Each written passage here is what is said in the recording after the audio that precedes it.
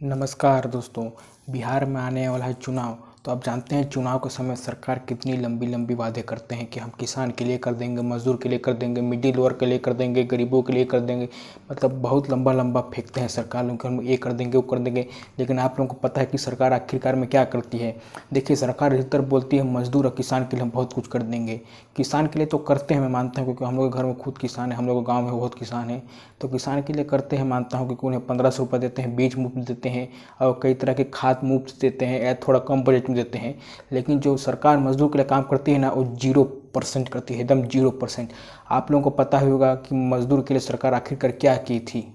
देखिए दोस्तों, जब लॉकडाउन हुआ था कोरोना वायरस का चलता, तो कितने सारे मजदूर जो मुंबई से पलायन हो रहे थे अपने घर बिहार यूपी के लिए, बहुत सारे मजदूर भाई, अधिकतर तब जाते हैं मजदूर बिहार के रहते हैं, ठीक ना।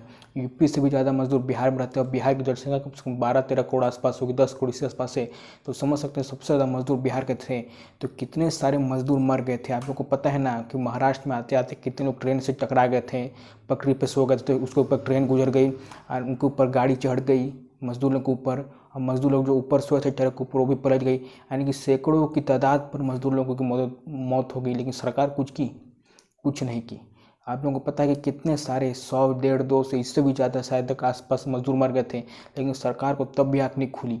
अब बिहार चुनाव आ रही है, तब सरकार बोली कि हम लोग मजदूर के लिए बहुत कर देंगे, बहुत कर देंगे।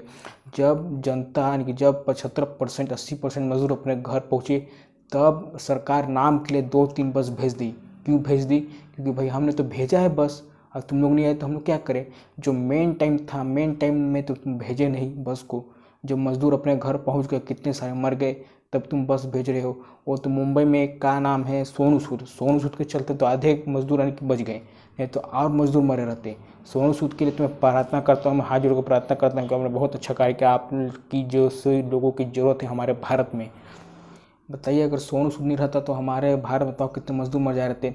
बिहार में कम से कम बहुत सारे मजदूर जाते हैं मुंबई, गुजरात, फिर आंध्र प्रदेश, हर इलाके में जाते हैं, ठीक ना।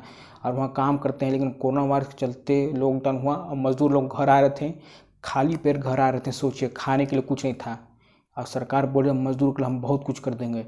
तो बिहार वालों, चुनाव आ रहा है, ठीक ना। सबका हिसाब होता है, ठीक ना, सबका हिसाब होता है। इस बार हिसाब आप लोगों की बारी है, ठीक ना। क्योंकि बिहार में आने वाला चुनाव बहुत ही जल्द, और सरकार फिर लंबा लंबा फेंकेगी कि हम ये कर देंगे वो कर देंगे। लेकिन सरकार कुछ नहीं करती है, बस किसान लोगों को करती है। देखिए, किसान लोगों को करते हैं बहुत अच्छी बात है, क्योंकि हमारे लिए अन्न उगाते हैं। भाई, तो तुम जब किसान के लिए कर सकते हो तो मजदूर के लिए भी करो।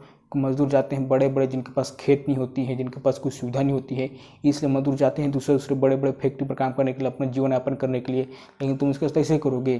कितने सारे यानी कि मजदूर मर गए, तुम लोग को होश वास नहीं आया, तुम उनके लिए बस नहीं भेज सकते थे। यही सरकार है। यानी कि सरकार देखिए बहुत लंबा लंबा वादा करती है, बता रहा हूँ, चुनाव के समय बहुत लंबा लंबा वादा करती है, लेकिन आखिर में कुछ नहीं कर पाती है। तो बिहार वालों, समझ जाओ, ठीक ना। चुनाव वाला है, अब बिहरिया ताकत दिखा दो। समझे, एक बिहारी 100 पे भारी वाला ताकत दिखा दो अब, ठीक ना। तो बिहार में आना चुनाव, अब होगा असली खेल, ठीक ना। अब दिखेगा मजदूर का पावर। तुम जो मजदूर के साथ किए थे ना, अब सब भुगतना पड़ेगा। क्योंकि आ रहा है अब मजदूर बिहार का, ठीक ना। बिहार के वैसे में 10 करोड़ लोग भरे पड़े हैं। अब देखते हैं कितना मजा आएगा, ठीक ना। लंबा लंबा वादा करने वालों, मजदूर का हत्यारों, अब पता चलेगा, ठीक ना। तो तब तक ले बाय, जय हिंद, वंदे मातरम।